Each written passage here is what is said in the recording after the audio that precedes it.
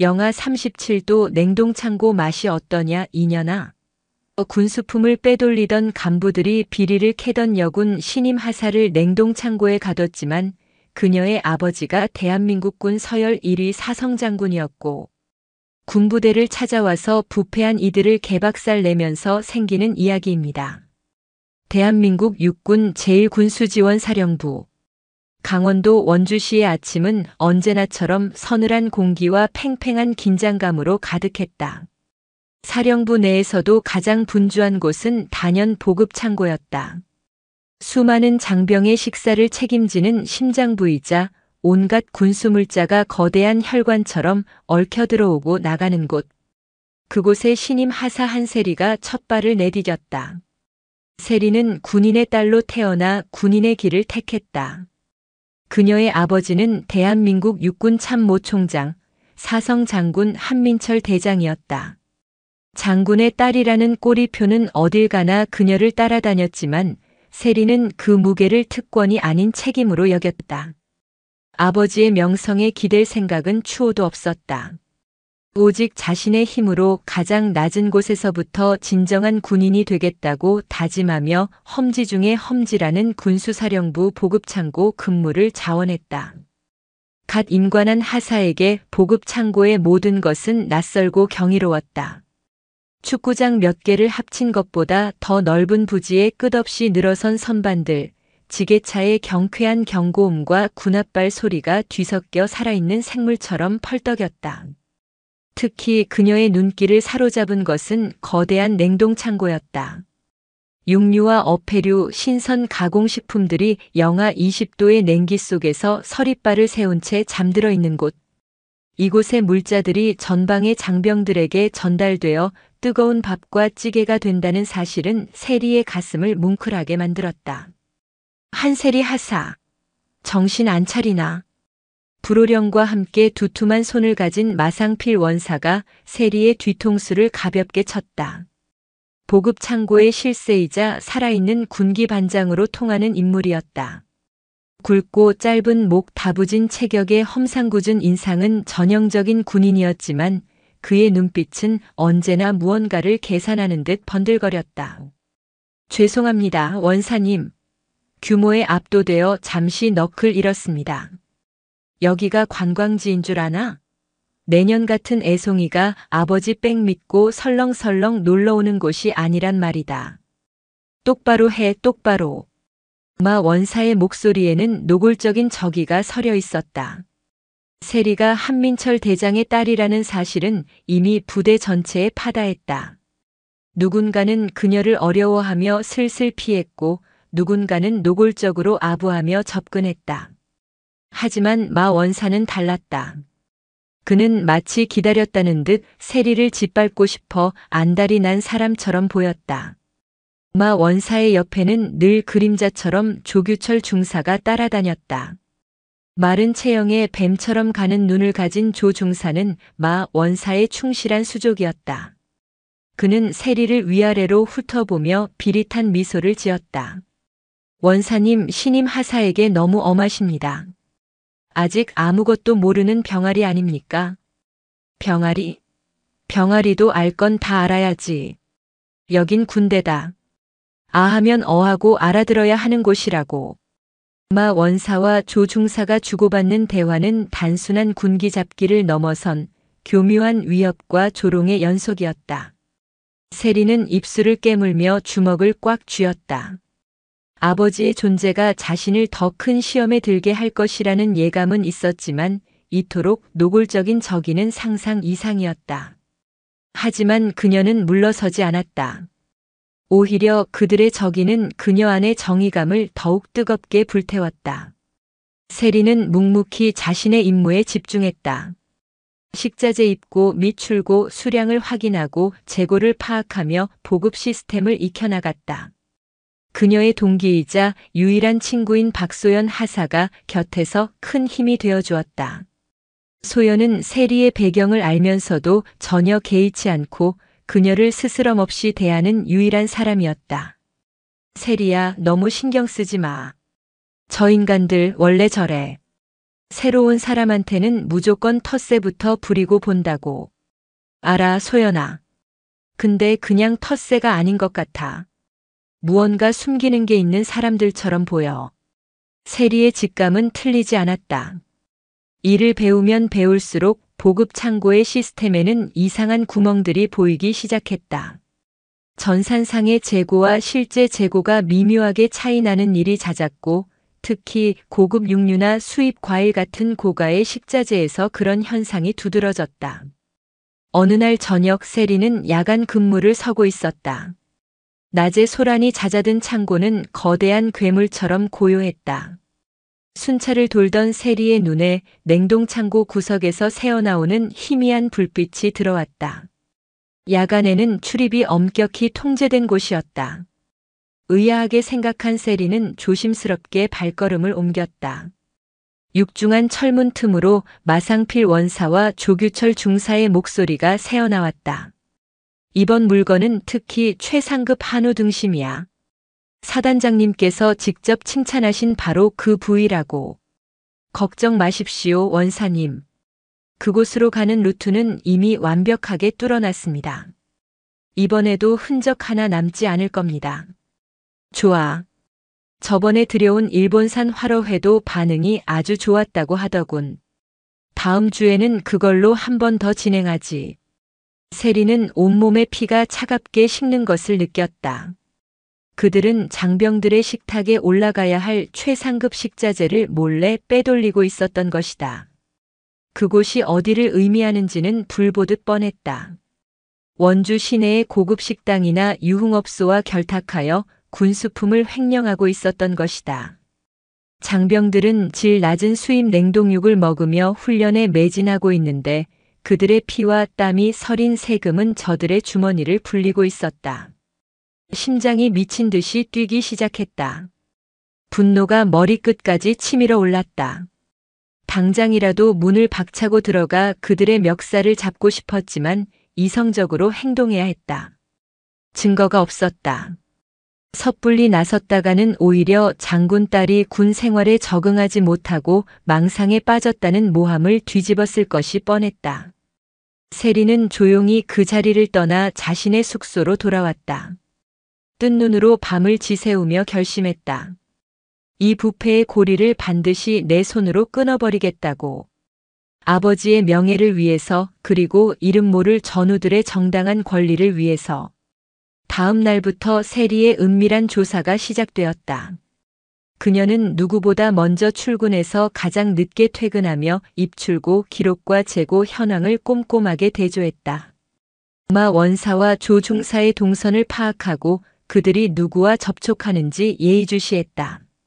소연은 처음에는 세리의 위험한 도전을 만류했지만 그녀의 확고한 의지를 꺾을 수 없다는 것을 깨닫고는 든든한 조력자가 되어주었다.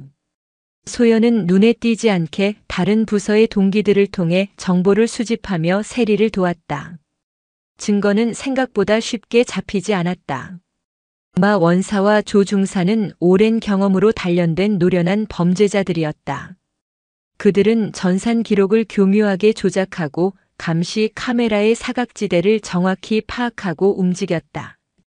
모든 것이 합법적인 절차 안에서 이루어지는 것처럼 보였다. 세리는에 휩싸였다. 시간은 흐르는데 놈들의 꼬리는 잡히지 않았다. 오히려 마 원사와 조 중사의 압박은 날이 갈수록 심해졌다. 한세리 하사. 요즘 뭘 그렇게 열심히 뒤지고 다니나? 무슨 냄새라도 맡았어? 조 중사가 뱀 같은 눈을 번뜩이며 세리에게 다가와 속삭였다. 그의 목소리에는 서늘한 경고가 담겨 있었다. 세리는 애써 태연한 척하며 대답했다. 업무를 빨리 파악하고 싶어서 그런 것뿐입니다. 그래. 업무 파악도 좋지만 너무 깊이 파고들지는 마. 그러다 다치는 수가 있거든. 특히 당신처럼 곱게 자란 아가씨는 말이야. 그것은 명백한 협박이었다. 세리는 등골이 오싹해졌지만 두려움에 떨고만 있을 수는 없었다. 그들의 협박은 오히려 그들이 무언가를 숨기고 있다는 확실한 증거였다. 포기할 수 없었다. 이 어둠의 실체를 밝혀내기 전까지는 세리의 조사는 벽에 부딪혔다. 마상필 원사와 조규철 중사는 의심의 눈초리를 보내면서도 결코 결정적인 증거를 남기지 않았다. 그들은 마치 거대한 거미줄의 중심에서 모든 움직임을 감지하며 먹잇감을 기다리는 독거미 같았다. 세리는 그들의 거미줄에 걸리지 않기 위해 더욱 신중하게 움직여야 했다. 세리야, 이대로는 안 돼. 너무 위험해. 저 사람들 보통 내기가 아니야. 걱정스러운 얼굴로 소연이 말했다. 그녀는 세리의 책상 위에 놓인 빼곡하게 정리된 서류들을 보며 한숨을 쉬었다. 입출고 기록, 차량 운행 일지, 근무 시간표 등 세리는 지난 몇 주간 보급 창고의 모든 데이터를 분석하고 있었다. 거의 다 왔어, 소연아. 봐, 이 부분을 좀 봐. 세리가 가리킨 곳은 특정 날짜의 야간 차량 운행 일지였다. 공식적으로는 식자재 폐기물 처리 차량이 부대를 나간 것으로 기록되어 있었지만 세리는 그 차량이 폐기물 처리장이 아닌 원주 시내의 한적한 도로로 향했다는 것을 위성항법장치 GPS 기록을 통해 확인했다. 그리고 그 시간은 마 원사와 조 중사가 함께 야간 당직을 섰던 날과 정확히 일치했다. 이것 봐. 폐기물 처리 차량이 왜 시내로 갔을까? 그리고 이날 최고급 한우 등심 100kg이 부패로 인한 폐기 처리된 것으로 기록되어 있어. 우연일까? 맙소사, 그럼 저 차에 빼돌린 고기를 싣고 나갔다는 거야? 확신할 수는 없지만 가능성이 매우 높아. 이제 남은 건 그들이 물건을 빼돌리는 현장을 잡는 거야. 그들이 거래하는 장소, 그리고 그들과 결탁한 외부 세력을 알아내야 해. 세리의 눈이 날카롭게 빛났다. 오랫동안 어둠 속을 헤매다 마침내 한 줄기 빛을 발견한 사냥꾼의 눈빛이었다. 그녀는 다음번 폐기물 처리가 예정된 날을 기다렸다. 며칠 후 기회는 찾아왔다. 대량의 수입산 고급 해산물이 유통기한 경과 임박이라는 명목으로 폐기 목록에 올랐다. 공교롭게도 그날 역시 마 원사와 조 중사의 야간 당직일이었다. 그날 밤 부대 전체가 깊은 잠에 빠진 시간. 세리는 미리 준비한 검은색 옷으로 갈아입고 조용히 숙소를 빠져나왔다. 소연에게는 만일의 사태를 대비해 특정 시간이 지나도 자신이 돌아오지 않으면 즉시 신뢰할 수 있는 상급자에게 보고해달라고 신신당부했다. 소연은 불안한 눈빛으로 그녀를 배웅했다. 세리는 감시 카메라의 사각지대를 이용해 보급 창고로 잠입했다. 낮과는 전혀 다른 정막과 냉기만이 가득한 공간. 자신의 심장 소리가 유난히 크게 들렸다. 그녀는 숨을 죽인 채 냉동창고 구역으로 향했다. 예상대로 마 원사와 조 중사가 그곳에 있었다. 그들은 주변을 살피며 능숙하게 냉동창고에서 고급 해산물이 담긴 상자들을 꺼내 폐기물 처리용 상자에 옮겨 담고 있었다. 이번 물건은 정말 최상급이군. 이걸로 한몫 단단히 챙기겠어. 마 원사가 만족스러운 듯 웃으며 말했다. 원주 시내 해왕 사장님이 목 빠지게 기다리고 계실 겁니다. 이 정도 퀄리티면 강남에서도 구하기 힘들다고 하더군요. 조 중사가 아첨하듯 맞장구를 쳤다. 해왕이라는 구체적인 상호까지 나왔다. 완벽한 증거였다. 세리는 주머니 속에 소형 녹음기 스위치를 켜고 스마트폰으로 그들의 범행 장면을 몰래 촬영하기 시작했다. 심장이 터질 듯이 뛰었지만 손가락은 침착하게 움직였다. 이 순간을 위해 모든 것을 걸었다. 한창 증거를 수집하는 데 열중하던 그때 세리는 치명적인 실수를 저질렀다. 너무 긴장한 나머지 발을 헛디뎌 옆에 쌓여있던 빈 상자 더미를 무너뜨리고 만 것이다. 와르르 하는 소리가 고요한 창고 안을 크게 울렸다. 누구냐? 마 원사의 날카로운 외침과 함께 모든 움직임이 멎었다. 세리는 얼어붙었다. 심장이 쿵 하고 바닥으로 떨어지는 것 같았다. 조 중사의 손전등 불빛이 어둠 속을 미친 듯이 헤집기 시작했다. 그리고 이내 불빛은 숨어있던 세리를 정확히 비췄다. 한세리 하사? 조 중사의 목소리에 당혹감이 서렸다. 마 원사의 얼굴은 순식간에 분노로 시뻘겋게 달아올랐다. 이 계집애가 감히 우리 뒤를 밟아? 마 원사가 맹수처럼 달려들어 세리의 멱살을 움켜쥐었다. 세리가 손에 들고 있던 스마트폰과 녹음기가 바닥으로 떨어져 나뒹굴었다. 내년이 뭘 믿고 까부는지는 모르겠다만 오늘 아주 큰 실수를 한 거야. 내 애비가 별 내시면 뭐해? 여기서 쥐도 새도 모르게 사라지면 그만인 것을. 마 원사의 눈에 살기가 번뜩였다. 세리는 공포에 질렸지만 필사적으로 저항했다. 하지만 단련된 남성 군인의 완력을 당해낼 수는 없었다. 조 중사가 재빨리 바닥에 떨어진 스마트폰과 녹음기를 주워 발로 짓밟아 박살냈다. 원사님, 이거 어떡합니까? 인연이 어디까지 알고 있는지 모릅니다. 조 중사가 불안한 목소리로 물었다. 마 원사는 잠시 고민하는 듯 하더니 이내 차갑고 잔인한 미소를 지었다. 걱정 마라. 아주 좋은 방법이 있으니까. 그는 세리를 질질 끌고 거대한 냉동창고 문 앞으로 향했다. 영하 20도의 냉기가 문틈으로 새어나와 살을 애는 듯 했다. 세리는 그들의 의도를 깨닫고 경악했다. 안 돼. 이러지 마. 세리가 발버둥 치며 외쳤지만 소용없었다. 마 원사는 육중한 철문을 열고 그녀를 창고 안으로 거칠게 밀어넣었다. 균형을 잃은 세리는 차가운 콘크리트 바닥 위로 넘어졌다. 여기서 내 정의감이랑 같이 얼어 죽어라, 한세리 하사. 감히 우리를 건드린 대가가 어떤 것인지 뼈저리게 느끼게 될 테니. 마 원사의 비웃음을 마지막으로 육중한 철문이 쿵 하는 굉음과 함께 닫혔다. 밖에서 잠금쇠가 걸리는 소리가 절망적으로 울려 퍼졌다. 순식간에 세상은 완벽한 어둠과 극심한 추위, 그리고 지독한 고요함에 잠식당했다.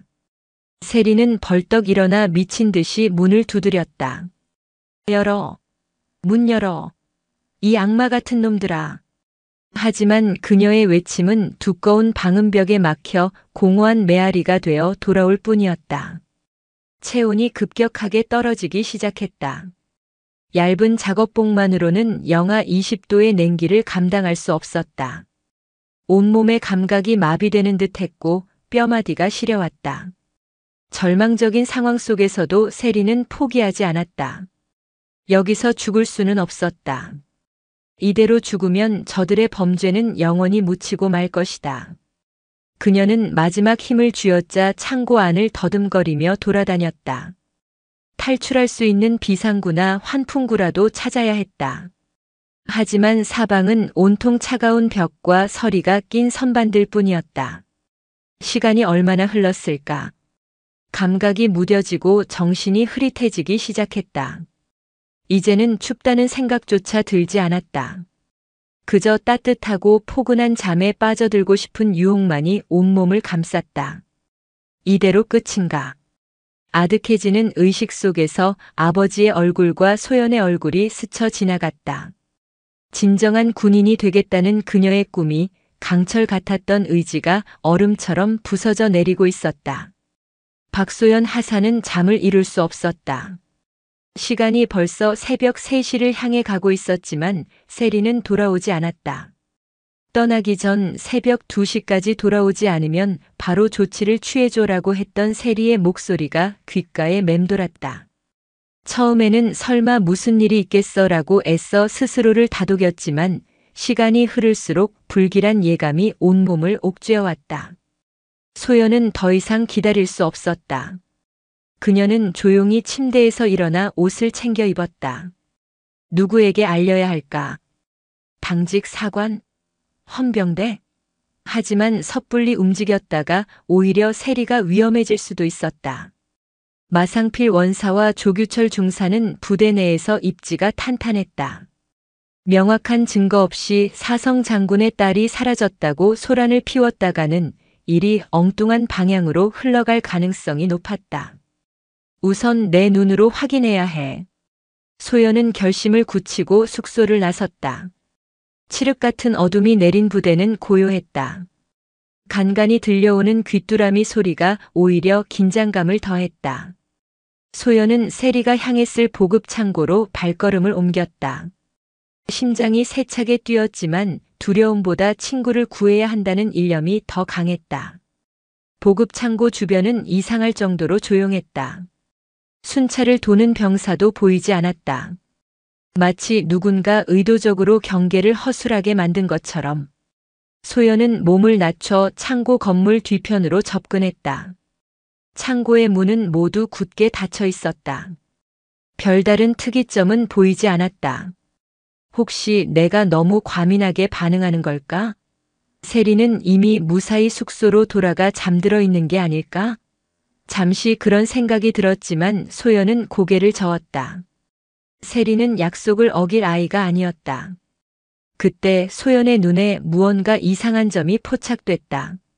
냉동창고 출입문 바로 앞 바닥에 무언가 반짝이는 것이 떨어져 있었다. 조심스럽게 다가가 확인해 보니 그것은 세리가 늘 군복에 달고 다니던 작은 수호천 사배지였다.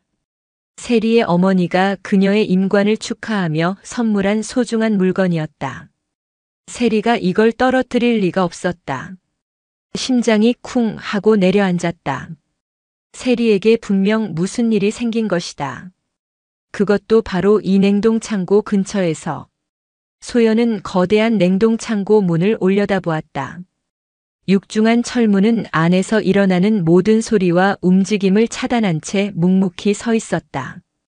혹시 설마.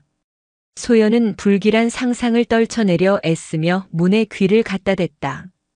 차가운 냉기만이 느껴질 뿐 아무 소리도 들리지 않았다. 포기하고 돌아설까 망설이던 바로 그 순간이었다.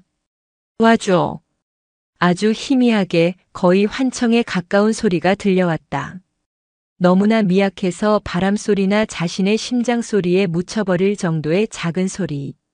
소연은 숨을 멈추고 온 신경을 귀에 집중했다. 살려줘. 분명했다. 문 안쪽에서 들려오는 소리였다.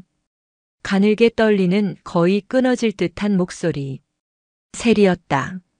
세리야. 한세리. 안에 있어? 대답해봐. 소연이 문을 두드리며 외쳤다. 하지만 안에서는 더 이상 아무런 대답도 들려오지 않았다. 그 희미한 목소리가 세리가 내지를 수 있는 마지막 힘이었던 것이다. 소연은 패닉에 빠졌다. 세리가 저 안에 갇혀 있다. 영하 20도의 냉동 창고에. 시간이 없었다. 지금 당장 구하지 않으면 세리는 얼어 죽고 말 것이다. 소연은 미친 듯이 문을 흔들고 발로 찼지만 육중한 철문은 꿈쩍도 하지 않았다. 외부 잠금 장치는 특수 자물쇠로 잠겨 있어 맨손으로는 어림도 없었다. 정신 차리자 박소연. 지금 흥분하면 아무것도 해결할 수 없어. 소연은 억지로 이성의 끈을 붙잡았다. 당직 계통으로 보고하는 것은 너무 늦고 위험했다. 마 원사와 조 중사가 어떤 식으로든 손을 써놓았을 것이다. 그들이 손 쓸 수 없는 더 높은 곳에 알려야 했다.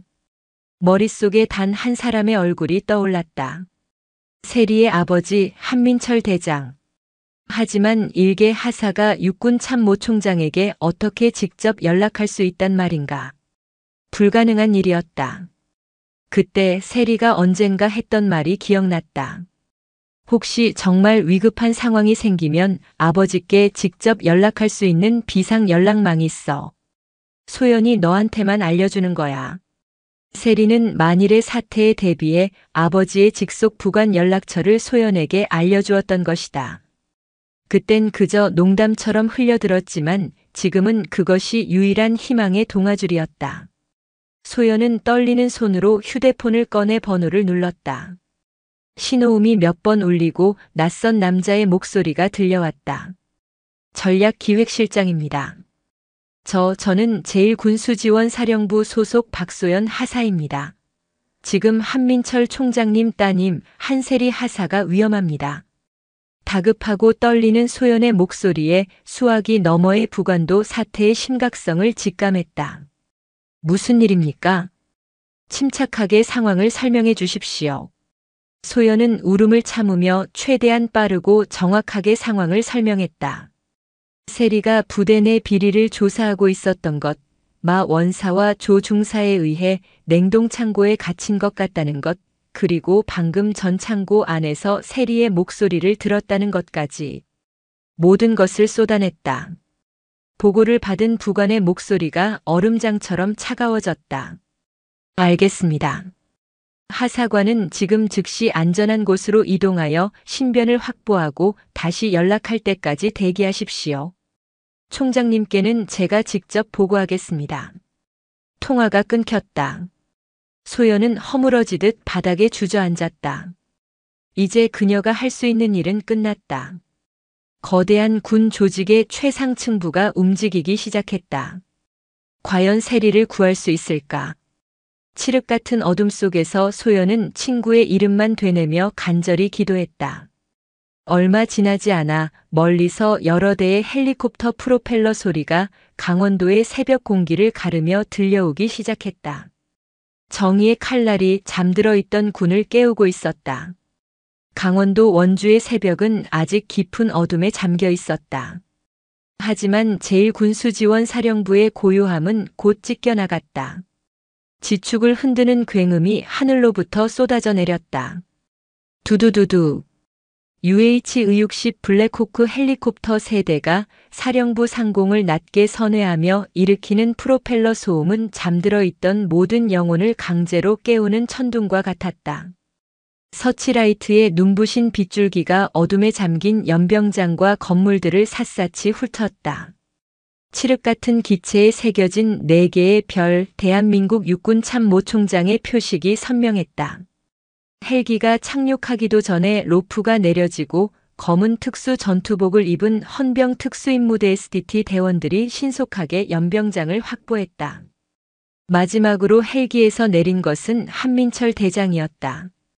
그의 얼굴은 평소의 온화함 대신 분노와 비통함으로 얼어붙은 화강암 같았다.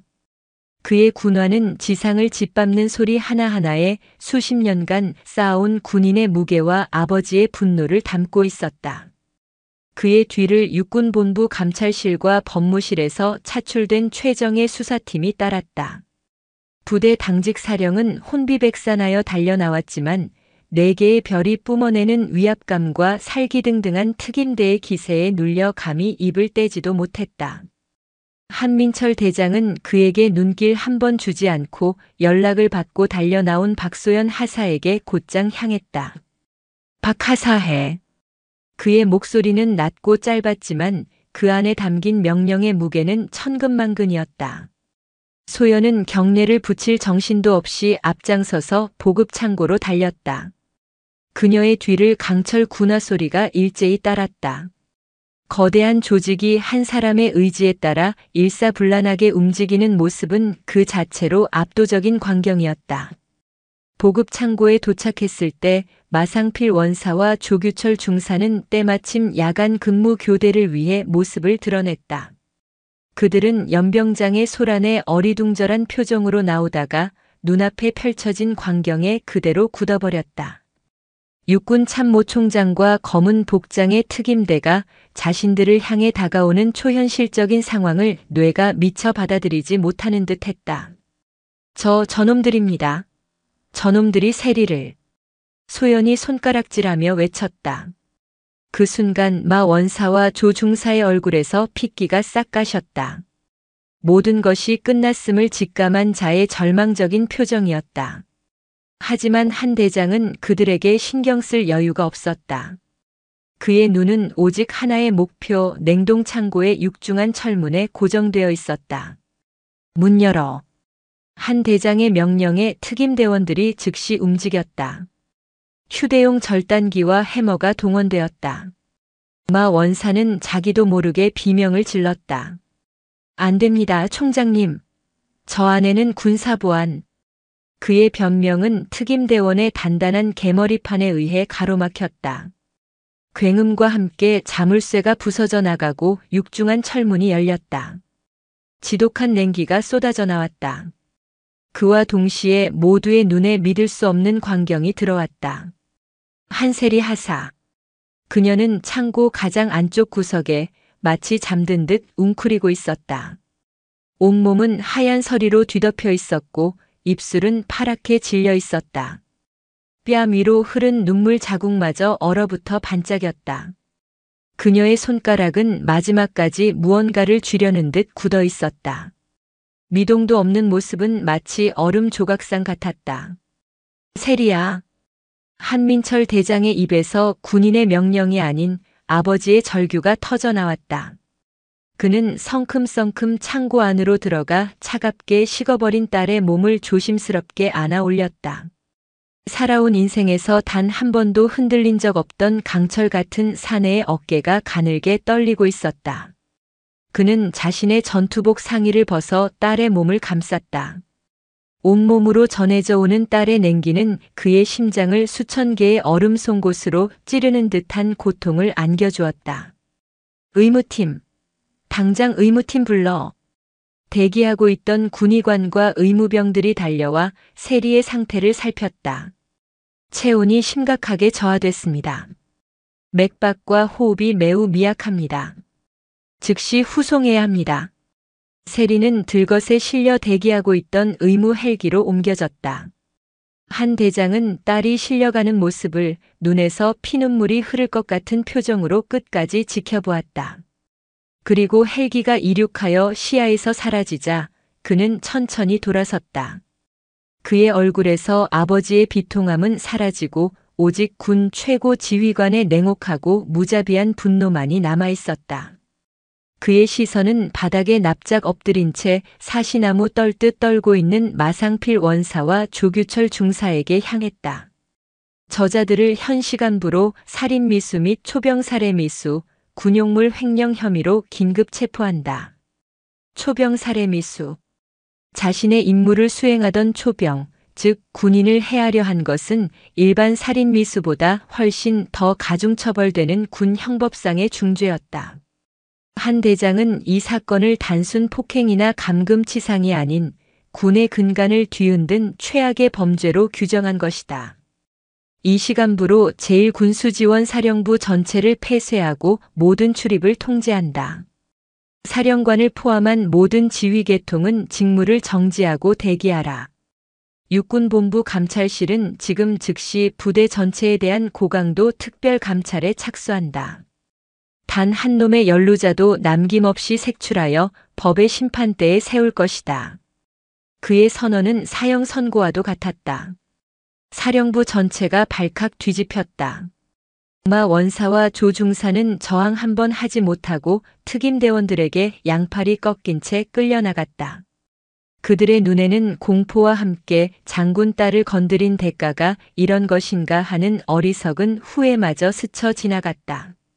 그들은 자신들이 건드린 것이 단순히 신임 하사가 아니라 대한민국 육군 그 자체의 영린이었음을 이제야 깨달은 것이다. 한민철 대장은 차갑게 식어버린 냉동창고 안을 둘러보았다. 바닥에는 세리가 떨어뜨린 수호천사 배지와 박살난 스마트폰, 녹음기의 잔해가 널려 있었다. 그는 허리를 굽혀 작은 배지를 주워들었다. 차가운 금속의 감촉이 그의 분노를 더욱 들끓게 했다. 그는 부서진 증거물들을 조심스럽게 수습하며 나지막이 의졸였다. 이곳을 오염시킨 모든 것을 남김없이 도려낼 것이다. 내 딸의 이름으로 그리고 대한민국 육군의 이름으로. 그날 원주의 새벽은 군화 소리와 눈물 그리고 강철 같은 분노로 얼룩졌다. 부패의 심장을 향한 대한민국 육군의 가장 서슬퍼런 수술이 막 시작되고 있었다. 국군 수도병원 중환자실. 각종 의료기기가 내는 단조로운 기계음만이 하얀 공간을 채우고 있었다. 한세리 하사는 그 중심에 누워 있었다. 며칠 동안 그녀는 생과 사의 경계를 헤맸다. 심각한 저체온증은 신체 기능 대부분을 마비시켰고 의료진은 체온을 조금씩 올리며 얼어붙은 그녀의 몸을 녹이기 위해 사투를 벌였다. 한민철 대장은 작전 지휘를 제외한 모든 일정을 취소하고 딸의 곁을 지켰다. 4개의 별이 빛나는 제복을 벗고 평범한 아버지의 모습으로 딸의 손을 잡고 밤을 지새웠다. 그는 딸의 얼굴에 어린 고통의 흔적을 보며 몇 번이고 스스로를 책망했다. 장군의 딸이라는 꼬리표가 오히려 딸을 위험으로 내몰았다는 죄책감이 그의 어깨를 무겁게 짓눌렀다. 세리가 의식을 되찾은 것은 사흘째 되던 날 새벽이었다. 희미하게 눈을 뜬 그녀의 시야에 하얀 천장과 아버지의 지친 얼굴이 들어왔다. 아버지. 목이 얼어붙어 쉬어나온 목소리. 그 한마디에 한 대장은 와락 딸의 손을 움켜쥐었다. 세리야, 정신이 드는구나. 저는 괜찮습니다. 죄송합니다. 아버지께 걱정을 끼쳐드려서. 그런 말 마라. 아비로서 지켜주지 못한 내 잘못이다. 세리는 눈물을 글썽이며 고개를 저었다. 그녀는 육체적 고통보다 자신의 무모함 때문에 많은 사람을 힘들게 했다는 사실이 더 괴로웠다. 그리고 무엇보다 그들의 범죄를 입증할 증거가 모두 사라졌다는 절망감이 그녀를 덮쳤다. 증거가 녹음기랑 휴대폰이 전부 부서졌어요. 저 혼자만의 주장으로는. 걱정하지 마라. 한 대장은 딸의 머리를 쓰다듬으며 단호하게 말했다. 내가 목숨을 걸고 지키려 했던 진실, 이 아버지가 반드시 밝혀낼 것이다. 아니, 이미 밝혀내고 있다. 같은 시각 폐쇄된 제1군수지원사령부에서는 그야말로 피바람이 불고 있었다. 육군본부에서 파견된 특별수사팀은 총장의 영린을 건드린 사건이라는 무게감 아래 한치의 오차도 없이 수사를 진행했다. 마상필 원사와 조규철 중사는 국방부 직할 합동조사단으로 이첩되어 고강도 조사를 받고 있었다. 처음에 그들은 뻔뻔하게 혐의를 부인했다. 한세리 하사가 야간에로 냉동창고에 들어갔다가 실수로 갇힌 사고일 뿐이며 자신들은 아무것도 모른다고 발뺌했다. 군용물 횡령 혐의에 대해서도 절차에 따른 정상적인 폐기였다고 주장했다. 하지만 수사팀은 그들의 주장을 비웃었다. 그들이 간과한 것이 있었다. 바로 한세리라는 군인이었다. 그녀는 무모하게 뛰어들기 전에 이미 치밀하게 자료를 수집하고 분석해 두었다. 수사팀은 소연의 결정적인 증언과 그녀가 넘겨받은 세리의 조사 자료, 의심스러운 차량 운행 기록, 식자재 폐기 목록과 실제 재고 불일치 데이터 등을 토대로 압박의 강도를 높여갔다. 마상필 원사 자네가 빼돌린 한우 등심이 원주 시내의 고급 일식당 해왕으로 흘러들어간 사실을 확인했다. 자네의 차명 계좌로 해왕의 사장 김만철로부터 수천만 원이 입금된 내역도 확보했고, 수사관이 서류 뭉치를 책상 위에 던지며 말했다. 마 원사의 얼굴이 하얗게 질렸다. 조규철 중사, 자네는 유흥업소의 군용 유류를 빼돌린 혐의도 있더군. 내연 관계에 있는 업소 마담에게 고가의 선물을 하고 다녔지. 그 돈이 다 어디서 났을까? 조 중사는 입술을 깨물며 고개를 숙였다. 그들의 범죄는 꼬리에 꼬리를 물고 드러났다. 빼돌린 식자재와 유류는 원주 지역의 유착 세력에게 헐값에 넘겨졌고 그 대가로 받은 돈은 그들의 향응과 유흥비 도박 자금으로 탕진되었다. 수사는 여기서 그치지 않았다. 수사팀은 이 정도 규모의 범죄가 일개 원사와 중사선에서만 이루어졌을 리 없다고 판단했다. 분명 그들을 비호하고 떡고물을 받아먹은 윗선이 존재할 것이라 확신했다. 부대 내 모든 장교와 부사관의 통신 기록과 금융거래 내역에 대한 압수수색 영장이 발부되었다. 그리고 마침내 거대한 부패의 뿌리가 드러나기 시작했다. 보급 창고의 직속 상관인 보급 과장 소령은 정기적으로 상납을 받아왔으며 심지어 군수사령부의 감찰 책임 자중령까지 그들의 범죄를 눈감아주는 대가로 뇌물을 수수한 정황이 포착된 것이다.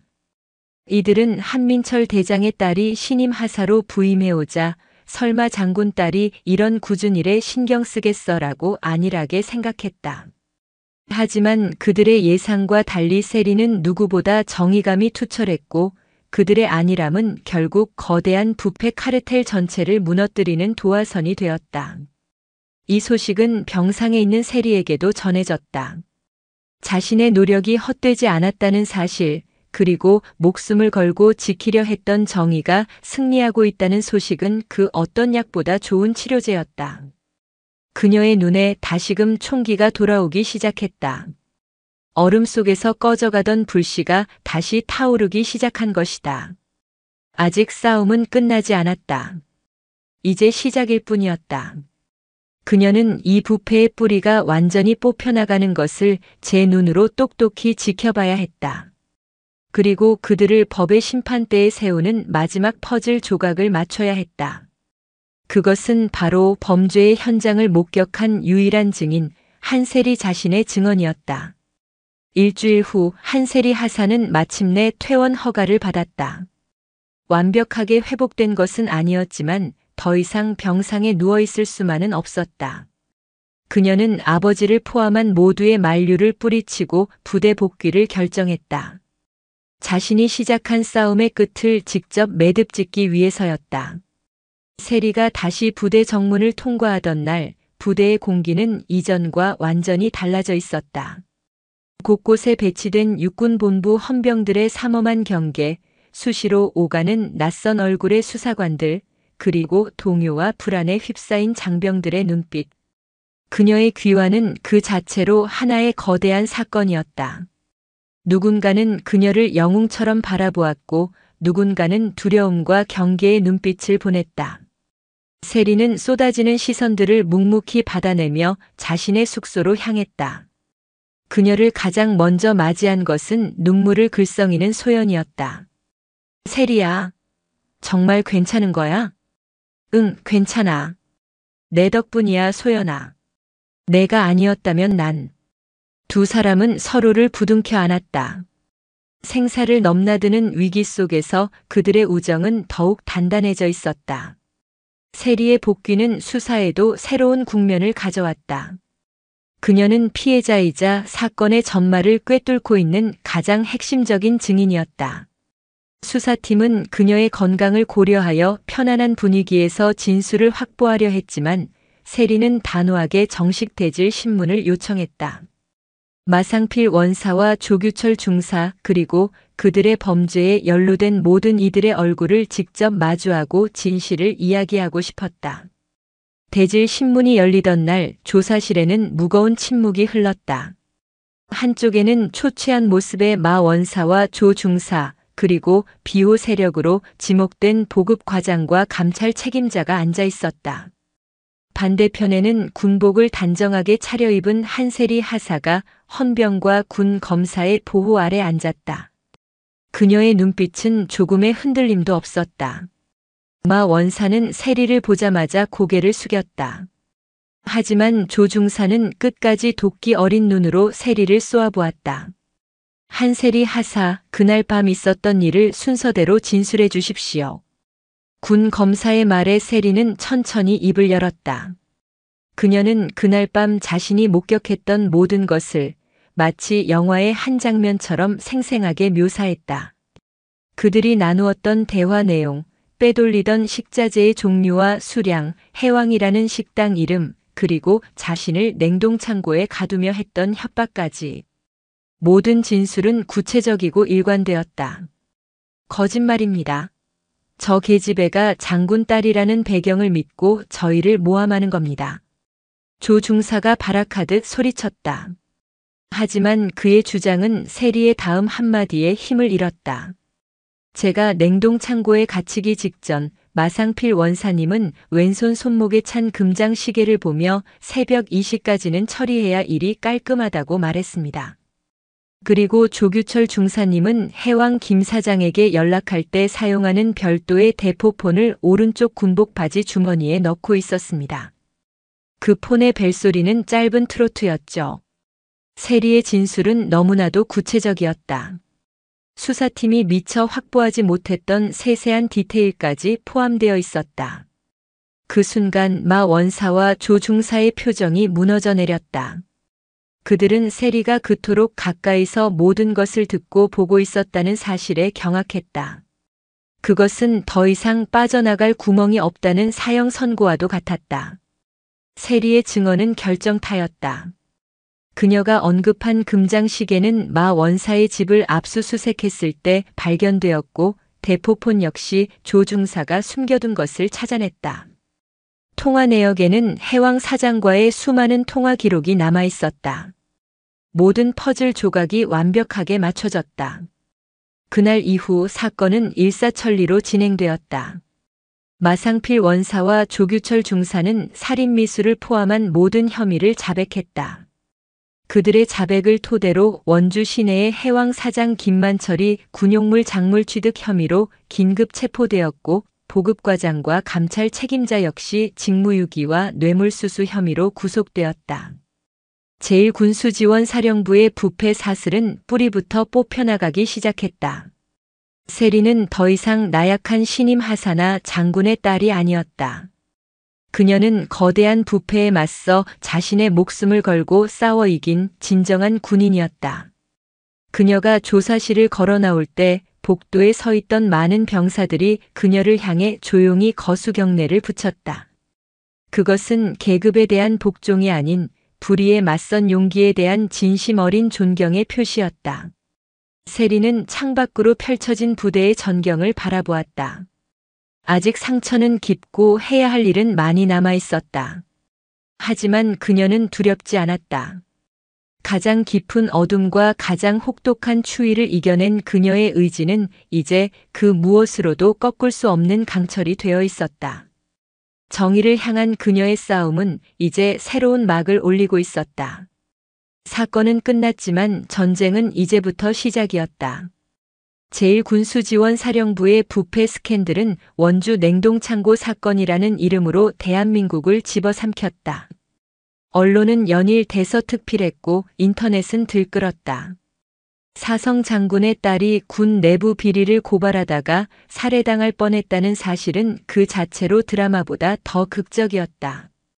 여론은 부패한 군인들을 향한 분노와 목숨을 걸고 정의를 외친 한세리, 박소연 하사를 향한 찬사로 양분되었다.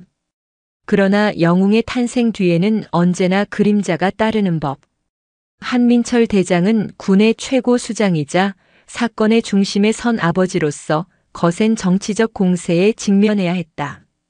야당과 일부 시민단체는 이번 사건은 군 전체에 만연한 부패의 빙산의 일각이라며 군 수뇌부의 총사퇴를 요구했다. 심지어 군 내부의 경쟁 세력들은 한민철 총장이 딸의 사건을 빌미로 군 장악력을 높이기 위한 숙청을 자행하고 있다는 음모론을 퍼뜨렸다.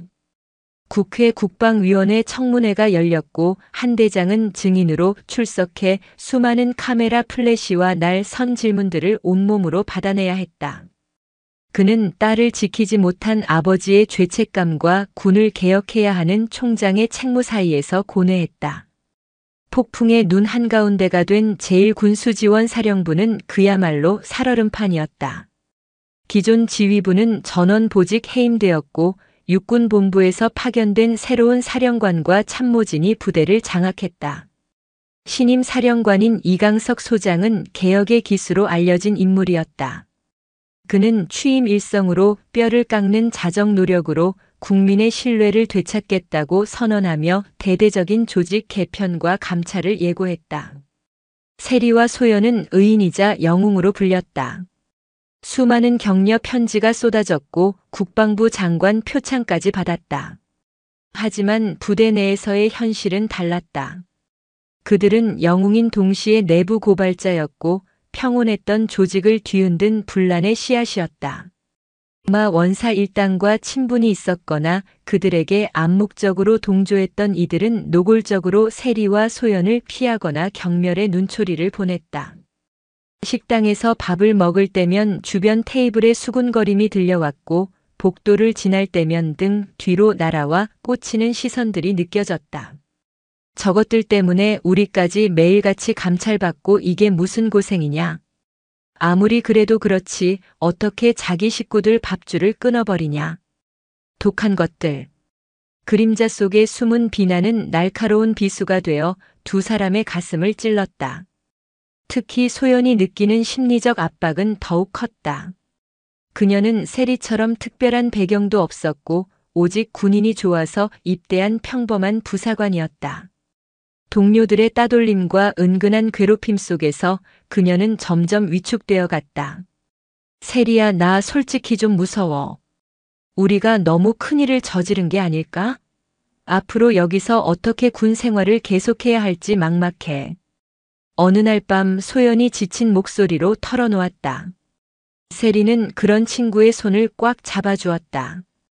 그녀 역시 힘들지 않은 것은 아니었지만 여기서 무너질 수는 없었다. 소연아, 우리가 틀린 일을 한 게 아니잖아. 무서워하지 마. 내가 있잖아. 우리가 함께 이겨내야 해. 세리는 소연을 다독이면서도 이강석 소장이 새로 부임한 이후 부대 분위기가 어딘가 부자연스럽다는 것을 느끼고 있었다. 이 소장은 겉으로는 강도 높은 개혁을 부르짖었지만 실제 조치들은 대부분 보여주기식에 그쳤다. 그는 마 원사 일당의 범죄를 일부 부사관들의 개인적 일탈로 축소하며 서둘러 사건을 덮으려는 듯한 인상을 주었다. 부패의 진짜 뿌리는 건드리지 않고 잘라낸 가지만 요란하게 흔들어대는 느낌. 세리의 직감이 다시 한번 경고음을 울리기 시작했다. 그러던 어느 날 세리는 우연히 이강석 소장이 자신의 집무실에서 낯선 민간인과 만나는 것을 목격했다. 남자는 고급 양복 차림에 기름진 얼굴을 하고 있었고 손에는 값비싼 양주가 담긴 쇼핑백을 들고 있었다. 세리는 멀리서나마 그 남자의 얼굴을 똑똑히 보았다. 그리고 며칠 후 군납 비리 관련 뉴스를 보다가 TV 화면 속에서 그 남자의 얼굴을 다시 발견하고는 온몸이 얼어붙었다. 그는 대한민국 최대의 군납식품 업체인 진성푸드의 대표였다. 진성푸드는 과거 몇 차례 군납 비리 의혹에 휩싸였으나 번번이 법망을 빠져나갔던 기업이었다. 마 원사 일당이 빼돌린 물품들 중 상당수가 바로 진성푸드에서 납품한 것들이었다. 그런데 그 회사의 대표가 왜 신임 사령관을 은밀히 만나고 있는 것일까? 세리의 머릿속에서 위험한 가능성 하나가 고개를 들었다. 마 원사 일당은 거대한 빙산의 일각에 불과했다. 그들 뒤에는 군납업체와 결탁한 더 거대한 부패 카르텔이 존재하고 이강석 소장은 그 뿌리를 뽑으러 온 해결사가 아니라 오히려 사건을 은폐하고 카르텔을 보호하기 위해 파견된 방패막이일지도 모른다는 의심이었다. 심장이 차갑게 식어내렸다. 이제 그들의 싸움은 부대 내의 부패한 군인 몇몇을 상대하는 것이 아니었다. 군과 민간업체가 결탁한 거대하고 조직적인 악과 맞서 싸워야 하는 외로운 전쟁이었다. 세리는 소연을 이 위험한 싸움에 끌어들일 수 없다고 생각했다. 하지만 소연은 이미 세리의 표정에서 모든 것을 읽고 있었다. 세리야, 또 혼자 짊어지려고 하지 마. 내 옆엔 내가 있어. 끝까지 같이 가는 거야. 소연의 눈빛은 그 어느 때보다 단단했다. 두 사람은 서로의 손을 마주 잡았다. 영웅이라는 이름으로 드리워진 고독한 그림자 속에서 서로가 서로에게 유일한 빛이었다. 그들은 다시 한번 보이지 않는 적을 향해 싸울 준비를 시작했다. 대한민국 국방부 보통군사법원. 군복을 입은 판사와 검사, 변호인들이 자리한 법정은 민간 법원보다 훨씬 더 엄숙하고 서늘한 공기가 흘렀다. 마상필 원사와 조규철 중사를 비롯한 7명의 피고인이 수의를 입은 채 나란히 피고인석에 앉아 있었다. 그들의 얼굴에는 한때의 오만함 대신 패배와 절망의 그림자가 짙게 드리워져 있었다. 재판은 세간의 뜨거운 관심 속에 진행되었다. 군 검찰은 압수수색을 통해 확보한 방대한 증거 자료와 관련자들의 증언을 토대로 피고인들의 범죄 사실을 낱낱이 파헤쳤다. 차명 계좌 거래 내역, 통화 기록, 비밀 장부 등 그들의 탐욕이 남긴 흔적들은 스크린을 통해 적나라하게 공개되었다.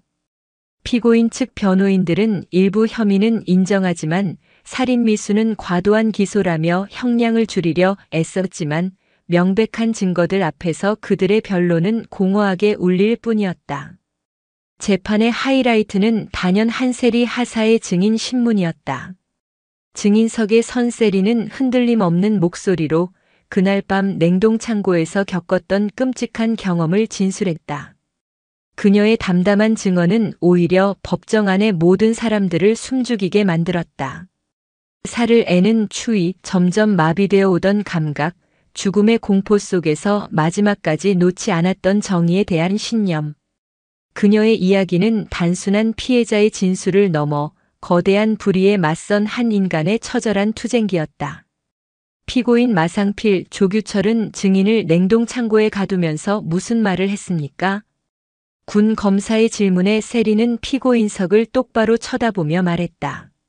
내 애비가 별 넷이면 뭐하냐, 여기서 쥐도 새도 모르게 사라지면 그만이다. 감히 우리를 건드린 대가가 어떤 것인지 뼈저리게 느끼게 될 것이다라고 말했습니다.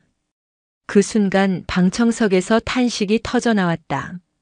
마 원사와 조 중사는 고개를 들지 못했다. 세리의 증언은 그들의 범죄가 우발적인 감금치상이 아닌 명백한 살인의 의도를 가진 계획적인 범죄였음을 입증하는 결정적인 증거였다. 궁지에 몰린 피고인들은 최후의 발악을 시작했다. 조규철 중사가 갑자기 자리에서 일어나 재판장을 향해 외쳤다. 재판장님, 억울합니다. 저희는 꼬리일 뿐입니다. 진짜 몸통은 따로 있습니다. 법정은 순간 소란에 휩싸였다. 조 중사는 마치 무언가에 홀린 사람처럼 절규했다. 저희가 빼돌린 물건들이 전부 어디로 갔겠습니까? 더 높은 분들, 저희를 비호해 주던 분들이 다 가져갔습니다. 그런데 왜 저희만 이런 꼴을 당해야 합니까? 이건 꼬리 자르기입니다. 그의 돌발 발언은 파장을 일으켰지만 재판부는 이를 형량을 줄이기 위한 비겁한 변명으로 간주하고 그의 발언을 제지했다. 군 검찰 역시 이미 수사를 통해 모든 관련자를 기소했다며 그의 주장을 일축했다. 하지만 세리는 그 순간 조 중사의 눈에서 스쳐 지나가는 섬광을 놓치지 않았다. 그것은 단순한 분노나 억울함이 아니었다. 무언가를 알고 있지만 차마 말하지 못하는 자의 공포, 그리고 자신들을 버린 몸통을 향한 저주가 뒤섞인 복잡한 눈빛이었다. 마침내 선고 공판일. 군사법원 재판장은 피고인들에게 군 형법상 적용할 수 있는 최고 수준의 형량을 선고했다. 마상필 원사는 살인 미수와 초병 살해 미수, 특수절도 등의 혐의로 무기징역을, 조규철 중사는 징역 40년을 선고받았다. 나머지 관련자들에게도 각각 10년에서 20년 사이의 중형이 선고되었다. 법봉이 내리쳐지는 순간 대한민국군 역사의 길이 남을 부패 스캔들에 대한 사법적 심판이 마무리되었다. 재판이 끝나고 법원을 나서는 세리와 소연에게 수많은 취재진이 몰려들었다. 하지만 세리는 그들의 질문에 답하는 대신 묵묵히 위병소를 빠져나왔다. 정의는 승리했지만 마음 한구석의 찝찝함은 가시지 않았다. 조 중사의 마지막 절규가 계속 귓가에 맴돌았다. 그날 저녁 부대로 복귀한 세리는 관물대 서랍 안쪽에 붙여둔 쪽지 하나를 발견했다. 그녀가 자리를 비운 사이 누군가 몰래 넣어둔 것이 분명했다. 쪽지에는 조악한 글씨체로 단 한 문장이 적혀 있었다. 진실은 아직 얼음 속에 있다. 몸 조심해라. 순간 온몸에 소름이 돋았다. 이것은 단순한 장난이 아니었다. 재판이 끝났음에도 불구하고 누군가 여전히 자신을 지켜보고 있으며 사건이 아직 끝나지 않았음을 경고하고 있었다.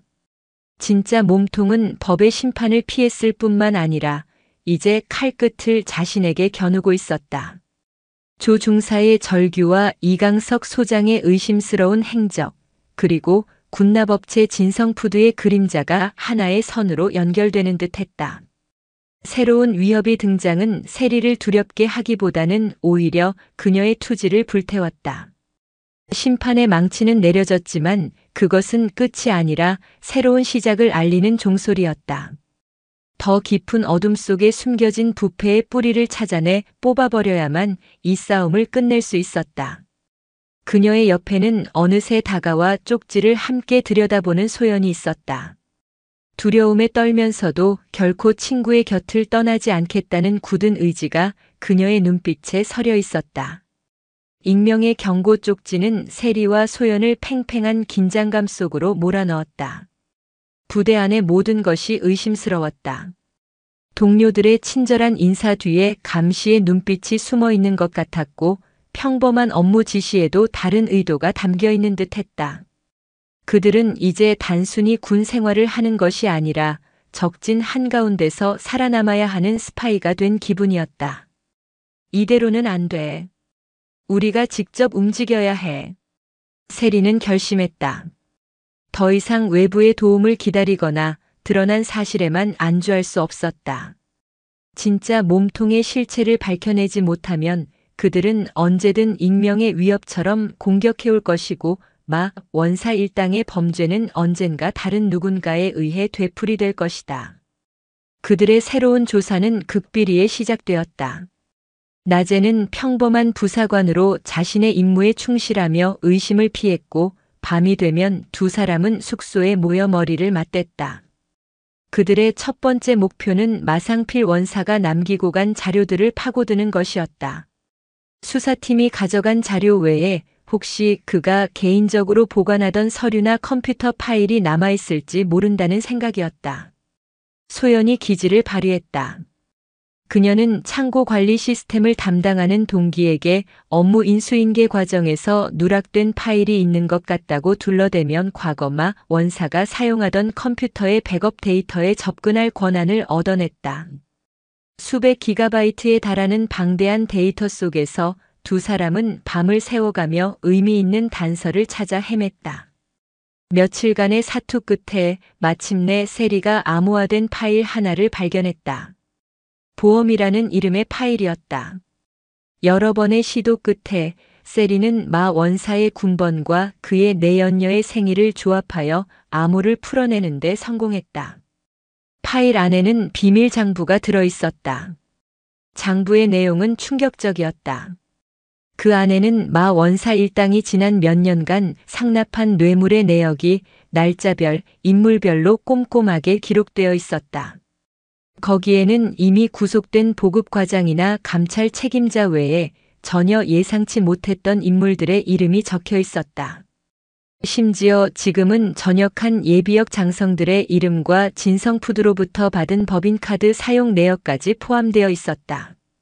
가장 충격적인 것은 신임 사령관 이강석 소장의 이름이 버젓이 적혀 있다는 사실이었다.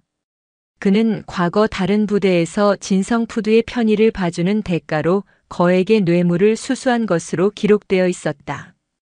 그가 제1군수지원사령부로 부임해 온 것은 부패를 개혁하기 위함이 아니라 진성푸드와 연관된 자신들의 비리가 마 원사선에서 꼴이 잘리도록 사건을 관리하고 은폐하기 위한 목적이었던 것이다. 모든 의심이 확신으로 바뀌는 순간이었다. 맙소사, 그럼 이강석 소장이 우리를 감시하고 있었던 거야. 소연이 경악하며 속삭였다. 이제 부대 전체가 그들에게는 거대한 감옥이나 다름없었다. 사령관이 적이라는 사실은 그들이 완전히 고립되었음을 의미했다. 세리는 침착하게 다음 행동을 계획했다. 이 장부를 가지고 육군본부에 직접 투서하는 것은 위험했다. 이강석 소장과 연결된 세력이 어디까지 뻗어 있는지 알 수 없었다. 섣불리 움직였다가 증거를 빼앗기고 역공을 당할 수도 있었다. 그들에게는 외부의 조력자가 필요했다. 신뢰할 수 있고 군 내부의 압력에 흔들리지 않을 만큼 힘있는 조력자. 세리는 과거 원주 냉동창고 사건을 심층 취재했던 한 탐사보도 전문 기자를 떠올렸다. 당시 그는 군의 폐쇄성에도 굴하지 않고 끈질기게 사건의 본질을 파고들려 노력했었다. 세리는 공중전화를 이용해 그 기자에게 조심스럽게 접촉했다. 저는 제1군수지원사령부의 한세리 하사입니다. 기자님께 제보할 것이 있습니다. 군을 뒤흔들게 될 진짜 진실입니다. 며칠 후 휴가를 나온 세리와 소연은 서울의 한 허름한 카페에서 기자와 만났다. 그들은 비밀 장부의 사본을 넘기며 이강석 소장과 진성푸드의 유착관계, 그리고 그 배후에 있는 거대한 카르텔에 대해 설명했다. 모든 이야기를 들은 기자의 눈이 날카롭게 빛났다. 이것은 단순한 군납 비리를 넘어 대한민국 군의 근간을 뒤흔드는 거대한 스캔들이었다. 이 자료가 사실이라면 이건 단순한 특종이 아닙니다. 전쟁입니다. 기자는 자료를 품에 안고 비장하게 말했다. 바로 그날 밤이었다. 약속된 취재가 시작되기 직전 세리의 숙소에 이강석 소장이 직접 찾아왔다. 그는 인자한 미소를 띤 채였지만 그의 눈은 차갑게 빛나고 있었다. 한 하사, 잠시 이야기 좀 할까? 단둘이서. 이 소장은 세리를 자신의 관사로 데려갔다. 사령관의 관사는 외부인의 출입이 엄격히 통제되는 곳이었다. 세리는 극심한 위협을 느꼈지만 피할 수 없다는 것을 직감했다. 관사 안에는 이 소장 외에 진성푸드의 대표가 앉아 있었다. 한세리 하사, 참 대단한 군인이야.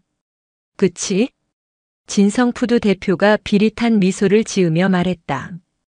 그런데 말이야, 너무 똑똑한 건 가끔 피곤한 법이거든. 적당히 모르는 척, 멍청한 척 해주는 게 사회생활 잘하는 비결인데 말이지. 이강석 소장이 본색을 드러냈다. 뭘 얼마나 더 알아낸 건진 모르겠다만 이제 그만 멈추는 게 좋을 거다. 자네 목숨을 위해서, 그리고 자네 친구 박소연 하사의 목숨을 위해서도. 마상피리가 숨겨둔 보험이라도 찾아냈나?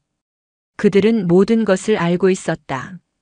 세리와 소연의 모든 움직임이 그들의 손바닥 안에 있었던 것이다. 이강석 소장은 테이블 위에 권총 한 자루를 올려놓았다. 나는 자네 아버님처럼 대단한 사람은 아니지만 이 안에서 일개 하사 하나 사고사로 처리하는 것쯤은 일도 아니야. 현명하게 선택해라. 덥고 조용히 군 생활 계속할 것인지 아니면 여기서 모든 걸 끝낼 것인지. 그것은 회유를 빙자한 명백한 살해 협박이었다. 하지만 세리는 조금도 물러서지 않았다. 그녀는 냉동 창고의 혹한보다 더 차가운 눈빛으로 그들을 쏘아보며 말했다. 선택은 이미 끝났습니다. 당신들이야말로 현명하게 선택해야 할 겁니다. 지금이라도 자수할 것인지 아니면 더 비참하게 무너질 것인지. 그 순간 관사 바깥에서 요란한 사이렌 소리가 울려 퍼지기 시작했다. 수십 대의 차량이 맹렬한 기세로 관사를 포위하고 있었다. 당황하는 이 소장과 진성푸드 대표의 얼굴 위로 창문을 통해 붉고 푸른 경광등 불빛이 어지럽게 번졌다. 세리가 기자에게 자료를 넘기기 전 아버지 한민철 대장에게 마지막으로 보낸 암호 메시지가 작동한 것이었다. 아버지가 선물해 주신 만년필 잉크가 떨어졌습니다. 그것은 부녀만이 아는 최고 수준의 위급 상황을 알리는 신호였다. 육군 참모총장의 지휘 아래 군 검찰과 특임대가 사령관의 관사를 덮치고 있었다. 보이지 않는 적의 심장부에서 마지막 반격의 막이 오르고 있었다. 관사를 포위한 불빛과 사이렌 소리는 절망에 빠진 맹수에게 보내는 조종과 같았다. 이강석 소장과 진성푸드 대표의 얼굴에서 오만함과 여유는 순식간에 증발하고 벼랑 끝에 몰린 자의 본능적인 공포와 도끼만이 남았다. 이게 무슨 짓이야? 이 소장이 창밖을 향해 고함을 질렀다. 하지만 그의 목소리는 확성기를 통해 울려 퍼지는 냉엄한 경고에 묻혀버렸다. 관사 내부에 있는 이강석 소장은 즉시 무기를 버리고 투항하라. 저항할 시 현장에서 사살할 수 있다. 목소리의 주인은 다름 아닌 한민철 대장이었다. 아버지가 직접 현장을 지휘하고 있다는 사실에 세리는 잠시 가슴이 뜨거워졌지만 이내 눈앞의 현실에 정신을 집중했다. 이성을 잃은 이강석 소장의 손이 테이블 위의 권총으로 향했다. 그는 총을 움켜쥐고 벌떡 일어나 세리의 머리에 총구를 겨눴다. 들어오지 마. 한 발짝이라도 더 다가오면 이년의 머리통을 날려버리겠다. 한민철, 당신 딸이 죽는 꼴을 보고 싶지 않다면 당장 병력을 물려. 상황은 최악의 인질극으로 치닫고 있었다. 진성푸드 대표는 이미 사색이 되어 구석에서 몸을 떨고 있었다. 세리는 차가운 총구가 관자놀이를 짓누르는 감각 속에서도 놀라울 정도로 침착했다. 냉동창고에서 죽음의 문턱까지 다녀온 경험은 그녀를 강철로 만들어 놓았다. 공포에 잠식당하면 그대로 끝이라는 것을 본능적으로 알고 있었다.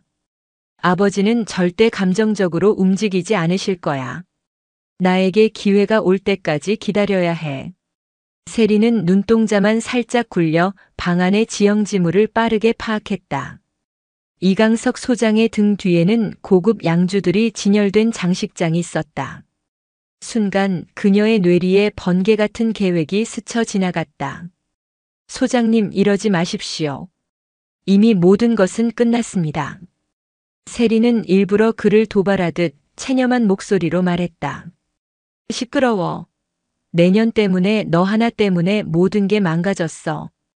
격분한 이 소장의 소나귀에 힘이 들어가는 순간 관사의 현관문이 굉음과 함께 박살나며 섬광탄이 터져 들어왔다. 펑 하는 폭음과 함께 눈을 멀게 하는 섬광이 터지자 이 소장이 잠시 주춤했다. 바로 그 순간이었다. 세리는 온 힘을 다해 그의 팔을 물어뜯고 몸을 숙이며 뒤로 빠졌다. 동시에 팔꿈치로 그의 명치를 가격했다. 악! 하는 비명과 함께 이 소장의 몸이 휘청이는 찰나 세리는 그의 등 뒤에 있던 장식장을 향해 몸을 날렸다. 와장창! 수십 병의 고급 양주가 바닥으로 쏟아져 내리며 유리 파편과 함께 미끄러운 액체가 바닥을 흥건히 적셨다. 이 소장은 균형을 잃고 양주와 유리 파편 위로 보기 좋게 미끄러졌다. 그가 넘어진 바로 그 순간 창문을 깨고 검은 유령처럼 들이닥친 헌병 특임대 대원들이 그를 덮쳤다. 단 몇 초 만에 상황은 종료되었다. 한때 하늘을 찌를 듯 했던 이성 장군은 유리 조각과 양주 범벅이 된 채 바닥에 처박히는 비참한 신세가 되었다. 그의 손에서 떨어진 권총은 특임대원의 군화 아래에서 차갑게 식어갔다. 작전이 종료되고 방탄복과 헬멧을 착용한 한민철 대장이 관사 안으로 들어섰다. 그는 바닥에 널브러진 이강석 소장과 진성푸드 대표에게는 눈길 한 번 주지 않고 곧장 딸에게로 다가갔다. 그의 눈에는 안도와 분노 그리고 딸에 대한 미안함이 복잡하게 뒤섞여 있었다. 괜찮으냐? 네, 아버지. 괜찮습니다. 짧은 대화였지만 그 안에는 부녀의 모든 감정이 담겨 있었다. 한 대장은 더 이상 아무 말 없이 딸의 어깨를 두드려주고는 다시 군 최고 지휘관의 모습으로 돌아섰다. 이강석 진성푸드 대표를 직권 남용, 뇌물수수, 살인교사 혐의로 현행범 체포한다.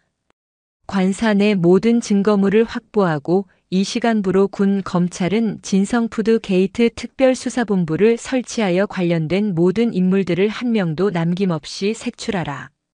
그의 명령은 대한민국 군 전체를 뒤흔드는 거대한 태풍의 시작이었다. 다음 날 아침 세리가 제보했던 탐사보도 전문 기자의 기사가 대한민국 모든 신문의 일면을 장식했다. 단독마 원사는 꼬리, 군납 비리 몸통은 예비역 장성 카르텔과 진성푸드. 기사는 세리가 넘긴 비밀 장부를 토대로 수십 년간 군의 기생에 온 부패 카르텔의 실체를 적나라하게 폭로했다. 현역 사단장이 비리를 은폐하기 위해 부하를 살해하려 했다는 사실은 국민적 공분을 일으켰다. 특별수사본부는 전광석화처럼 움직였다. 비밀 장부에 이름이 오른 예비역 장성들의 자택과 사무실에 대한 동시다발적인 압수수색이 이루어졌다. 새벽녘 호화로운 자택에서 잠옷 바람으로 끌려 나오는 왕년의 별들, 골프장에서 체포되는 대기업 임원들의 모습이 연일 뉴스를 장식했다. 진성푸드는 창사 이래 최대의 위기를 맞았고 주가는 폭락했으며 총수 일가는 모두 구속되었다. 거대한 부패의 제국이 모래성처럼 무너져 내리는 순간이었다. 몇 달 후 국방부 고등군사법원에서 최종 선고가 열렸다. 이강석 전 소장은 군인으로서 저지를 수 있는 거의 모든 범죄 혐의가 인정되어 불명예 전역과 함께 무기징역을 선고받았다. 마침내 법의 심판대에 선 몸통들은 그 무게에 걸맞은 죗값을 치르게 되었다. 모든 폭풍이 지나가고 제1군수지원사령부에는 새로운 바람이 불기 시작했다. 부패의 온상이라는 오명을 씻기 위한 자정 노력이 계속되었고 투명한 군수 시스템을 위한 개혁이 단행되었다. 그 중심에는 한세리와 박소연이 있었다. 두 사람은 부패 세력을 척결하고 군의 명예를 바로 세운 공로를 인정받아 국방부 장관의 특별명령으로 1계급 특진의 영예를 안았다. 하사에서 중사로. 그것은 단순히 계급장 하나가 바뀐 것이 아니었다. 불의에 굴하지 않은 용기와 신념에 대한 국가의 공식적인 인정이었다. 특진 신고를 하는 날 세리는 아버지이자 육군 참모총장인 한민철 대장 앞에 섰다. 충성. 중사 한세리 특진을 명받았습니다. 자랑스럽다 한중사. 그리고 고맙다 내 딸아. 한 대장의 목소리가 가늘게 떨렸다. 그는 세리의 어깨에 새로운 계급장을 직접 달아주며 나지막이 속삭였다. 그것은 총장이 아닌 아버지가 딸에게 보내는 진심이었다. 시간이 흘러 계절이 바뀌었다. 따스한 햇살이 연병장을 내리쬐는 어느 날, 이제는 부대의 굳건한 허리가 된 한세리 중사와 박소연 중사는 신임 하사들의 보급 실무 교육을 담당하고 있었다. 군수 보급은 우리 군의 혈액과도 같습니다. 여러분의 손을 거친 물자 하나하나가 전방에서 조국을 지키는 전우들의 생명과 직결된다는 사실을 절대 잊어서는 안 됩니다. 늠름하게 후배들을 가르치는 세리의 모습에서 더 이상 어리숙한 신임 하사의 모습은 찾아볼 수 없었다. 그녀의 눈빛은 강철처럼 단단했고 목소리에는 신념과 자부심이 가득했다. 그녀는 냉동 창고의 혹한을 이겨내고 더욱 강하게 단련된 강철이었고 어둠 속에서도 스스로 빛을 내는 정의의 등불이었다. 교육을 마친 세리가 연병장을 가로질러 걸어갔다. 소연이 옆에서 장난스럽게 팔꿈치로 그녀를 툭 쳤다. 한 중사님 오늘 아주 멋있으셨습니다. 박 중사도 마찬가지였어. 두 사람은 서로를 보며 환하게 웃었다. 그들의 우정은 생사의 고비를 함께 넘으며 피보다 진한 전우애로 거듭나 있었다. 저 멀리 태극기가 바람에 힘차게 휘날리고 있었다. 세리는 그 깃발을 바라보며 조용히 맹세했다. 다시는 이 군복이 불의와 부패로 더러워지는 일이 없도록 자신이 서 있는 이 자리에서부터 진정한 군인으로서의 사명을 다하겠다고. 얼어붙었던 정의를 자신의 뜨거운 심장으로 녹여낸 그녀의 새로운 삶은 이제 막 시작되고 있었다.